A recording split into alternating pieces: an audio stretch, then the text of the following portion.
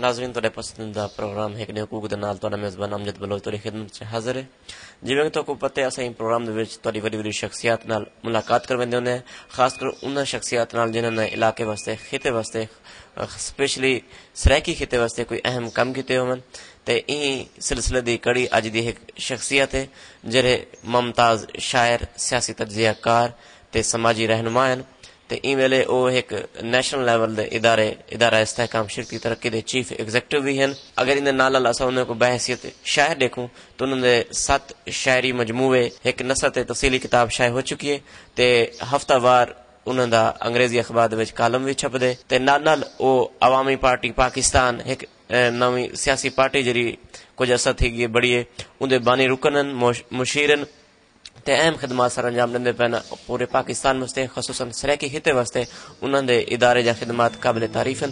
اج دے اساں انہوں دے نال گزرے سوں دیکھ سوں انہوں دے روز دے کیا معمولات ہیں تے وہ اپنی نجی زندگی کیویں گزرن تے نال نال اپنے آفیشل مصروفیات کیویں گزرن او سر نال اساں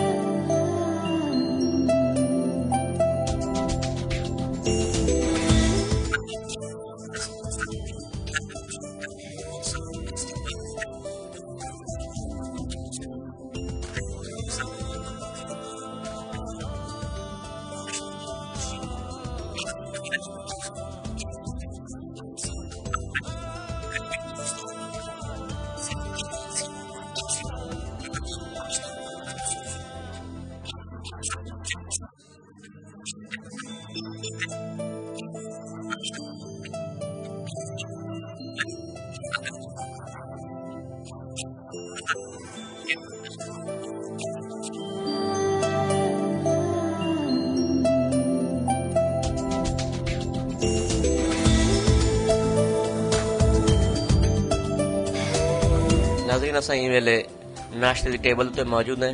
جناب حارث خلیق صاحب ناشتہ کرنے مصروف ہیں اپنے ایک محترم دوست عارف وقار صاحب کے نال او تجربہ گال مہار کرنے ہیں۔ السلام علیکم سر۔ وعلیکم السلام۔ حارث صاحب سارے ناظرین کو یہ دسو کہ تساں عموماً ناشتہ کیڑی چیز دا پسند کرنے میں؟ اس میں کوئی خاص چوائس کی بات نہیں ہے، بس سادہ سا ناشتہ ہو، لیکن بچپن سے مجھے عادت ہے انڈا ڈبل روٹی یا انڈا پراٹھا، اور بس، اور کسی دن کبھی کوئی چھٹی کا دن ہو، اتوار ہو تو مہینے 2 مہینے میں ایک بار کوئی پائے یا نہاری، لیکن دیسی ناشتہ، زیادہ تر دیسی ناشتہ۔ ہر سب تو آپ کو روزانہ ہی کوئی دوست ایونٹ جوائن کر گندن یا آج اتفاقاً عارف وقار صاحب کو جوائن کی بیٹھن؟ چونکہ کام کی میرے نوعیت ایسی ہے کہ کوئی نہ کوئی دوست آتے رہتے ہیں یا یہاں موجود ہوتے ہیں، کبھی کبھی نہیں بھی ہوتے، لیکن عارف صاحب تو آج بڑی خوش قسمتی ہے کیونکہ آج یہ کوئی پروگرام ان کو نہیں پتا تھا کہ یہ آپ بھی آج تشریف لانے والے ہیں، تو یہ میں سمجھتا ہوں میری بھی خوش قسمتی ہے، یہ بغیر کسی پروگرام کے آئے ہیں، تو یہ بڑی مطلب اچھی بات ہے۔ ویسے ناشتے پہ عام طور پہ اگر میں کوئی ٹھہرا ہوا نہ ہو یہاں تو ناشتہ تو میں ظاہر اکیلا ہی کرتا ہوں، یا کوئی ایک آدھ کوئی دوست اگر ٹھہرا ہوا ہے تو پھر وہ موجود۔ ناظرین اساں ویلے حارث خلیق صاحب دے دوست دے نال موجود ہیں، عارف وقار صاحب دے نال جڑے مشہور تے سینئر براڈ کاسٹر ہیں، میرے لسانیات ہیں تے بہت بڑا کام ہے انہاں دا الیکٹرانک میڈیا دے حوالے نال او تو گل مہار کروانے۔ السلام علیکم سر۔ وعلیکم السلام، کیسے ہیں؟ الحمدللہ ٹھیک ٹھاک۔ عارف وقار صاحب کو یہ دسو کہ تساں حارث خلیق صاحب کو چوکھے عرصے تو جان دے؟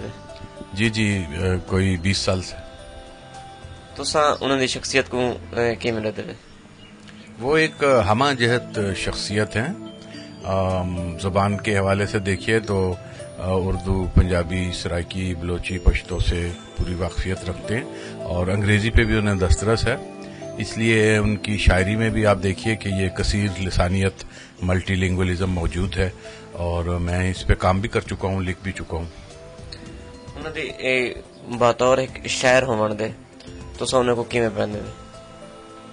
میرا خیال ہے کہ وہ جدید حیثیت کے شاعر ہے، جو ماڈرن سینسیبلٹی ہے ساؤتھ ایشیا میں بسنے والے لوگوں کی، وہ ان میں پورے طور پہ موجود ہے، اور وہ اپنی جو مختلف آئیڈینٹیٹیز بیک وقت ایک انسان کی ہوتی ہیں، کہ وہ ایک ساؤتھ ایشین بھی ہیں، پاکستانی بھی ہیں، مذہب کے لحاظ سے وہ مسلمان بھی ہیں، پھر وہ اس وقت پنجاب میں رہنے کی وجہ سے اس لحاظ سے پنجابی بھی ہیں کہ ان بہت سا وقت ان کا یہاں گزرا اور بہت اچھی پنجابی بولتے ہیں.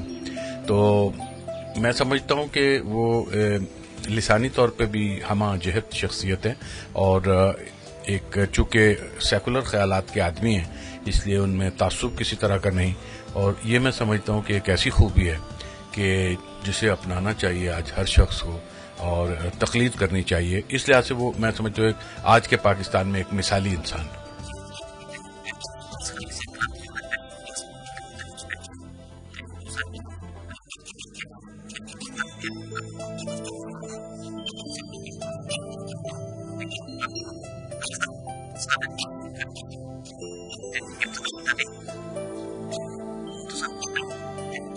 اسکول کی تعلیم میری جو ہے وہ کراچی کی ہے اور میں کینٹ پبلک اسکول کراچی سے میں نے 1982 میں میٹرک کا امتحان پاس کیا اور 1984 میں ڈی جے سائنس کالج سے کراچی سے ہی ایف ایس سی کیا اور اس کے بعد این ای ڈی یونیورسٹی سے میکینیکل انجینئرنگ کی اور یہ سن 90 کی بات ہے.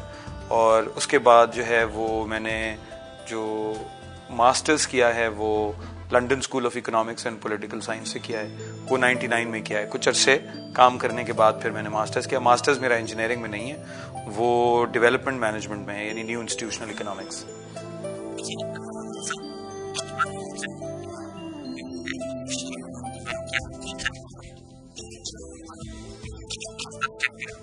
بچے ہم جب ہوتے تھے تو ہمارا ایک گروپ تھا, تو ہم رات کو سیاہ کپڑے پہن کے, اور ہمارے پاس وہ پلاسٹک کے لوگوں کے ڈھانچے تھے جو اسکیلیٹن نہیں ہوتا آپ کا, نہیں وہ جو پورا انسانی جو ڈھانچہ ہوتا ہے ہڈیوں کا ڈھانچہ, تو اسکیلیٹن جس کو کہتے ہیں, تو وہ پہن لیتا تھا, وہ چھوٹے بڑے سائز کے, اور سیاہ کپڑے پہن لیتا تھا.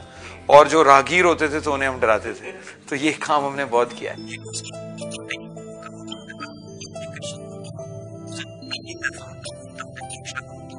پہلی دفعہ ظاہر ہے میں انجینئر تھا نا, پہلے جو میری جو میکینیکل گریجویشن میری جو تھی یعنی بی ای, وہ تو میکینیکل انجینئرنگ میں تھی, تو وہ لیکن ناٹ یعنی میکینیکل انجینئر کے طور پر نہیں بلکہ سسٹمز انجینئر ایک ہوتا ہے.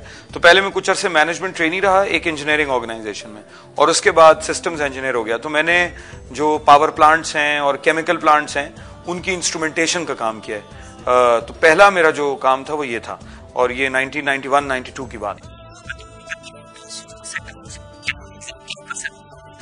سوشل سیکٹر سے جو ڈیولپمنٹ جس کو ترقیاتی شعبہ جس کو کہتے ہیں, اس سے دلچسپی تو میری بہت پہلے سے تھی. اصل میں مجھے سیاست سے, سیاسی کاموں سے اور سماجی تبدیلی سے ظاہر ہے کہ ایک بچپن سے میرا تعلق بھی رہا, اور میں بہت ایکٹیو رہا اسکول کے زمانے سے بھی اور کالج سے بھی, اور پھر اس میں اس تبدیلی کی خواہش تھی, تو اس طرف میرا جو ہے رجحان زیادہ تھا. میں چاہتا تھا اور کہ جو ہے لوگوں کے ساتھ زیادہ نزدیک سے کام کیا جائے, اور کوئی ایسا میں سیاسی عمل کا اور سماجی عمل کا میں کوئی خدمات انجام دے سکوں, کوئی حصہ اپنا ڈال سکوں جس سے ملک کے حالات بہتر ہوں, تبدیل ہوں, عوام کے حق میں ریاست جو ہے وہ فیصلے کرے.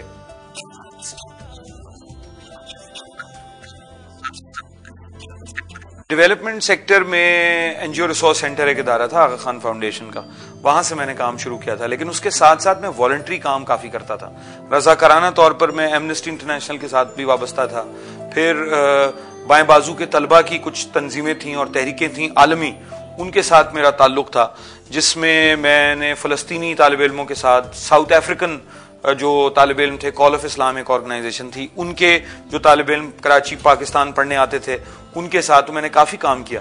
یعنی میرا ایک مثال کے طور پر جو غیر ملکی طالب علم اس زمانے میں تو آتے تھے, یہ ملک اس طرح کا نہیں تھا جیسا اب ہم نے بنا دیا ہے, تو ان کی جو ہے ان کی تربیت یا ان کے ساتھ مل کے کام کرنا, اور وہ زیادہ تر جو جیسے پی ایف ایل پی تھا, popular front for liberation of Palestine, ایک بائیں بازو کی جماعت تھی جو پی ایل او کا حصہ تھی, اس سے وابستہ جو طالب علم آیا کرتے تھے, جیسے عوامی A N C African National Congress کا جیسے میں نے بتایا, تو اس میں جو مسلمان طالب علموں کا ایک تھا کال آف اسلام, ان کے ساتھ. پھر ایرانی طالب علم جو تھے ان سے ہماری دوستیاں تھیں, خاص طور پر جو علی شریعتی سے متاثر جو طلباء یا لوگ تھے. تو ایک پورا ایک جیسے آپ سمجھیں کہ ایک ترقی پسند اور سماجی تبدیلی میں یقین رکھنے والے اور انسان دوست لوگوں کے ساتھ کام کرنے کا، ان سے سیکھنے کا عمل جو ہے وہ بہت کم عمری سے میں نے شروع کر دیا تھا.